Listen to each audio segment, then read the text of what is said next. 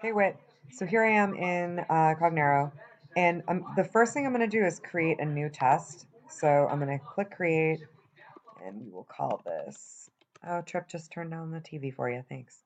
Whitney's test. And I'm going to just keep it in this my tests folder, so it'll go in here. And then you want to build an empty test so that you'll be able to select your questions. So hit finish. So now my test is over here. So here's Whitney's test.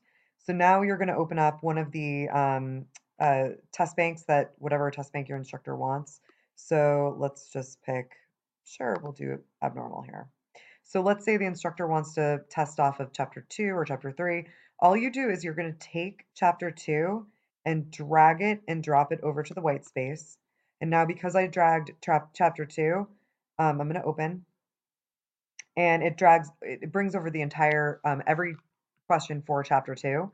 And then as a good best practice, you want to select all, because otherwise it'll just be 10 at a time and then you have to keep moving pages. So it is a good kind of best practice to do all questions first. And then I'm sure you've noticed this, but they do group them by multiple choice, and then you'll get some true false and then the short answer at the bottom. So as an instructor, like if I like this question, all I do, of course you can edit it. You just drag it and drop it over, and you do need to make sure that you can see over here where it says Whitney's test. It kind of highlights it with that dotted line. So I'm dragging it and I'm moving it over here. So this question should show up in Whitney's test. So there it is, that question that I added. You can see the multidimensional integrative approach, multidimensional integrative approach.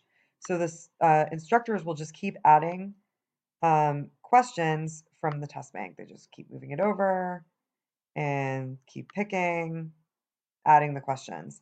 When they're done with chapter 2, they just X out of this, and then they want to bring over chapter 3. So they can drag over chapter 3. Chapter 3 shows up in here, takes a second to load, view all questions, and then you're going to repeat that process. So you're going to keep dragging them over for into Whitney's test. So drag it over, look for the dotted line, and just keep going. Okay, so assuming that you've built the whole test, then you're going to drag and drop Whitney's test over to this white space. So now here are all the questions that the instructor pulled over.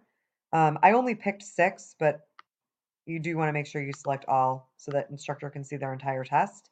If they decide at any time, like, oh, you know what, I don't like this one, they can, of course, delete questions from your test here. So this is where they can go to edit.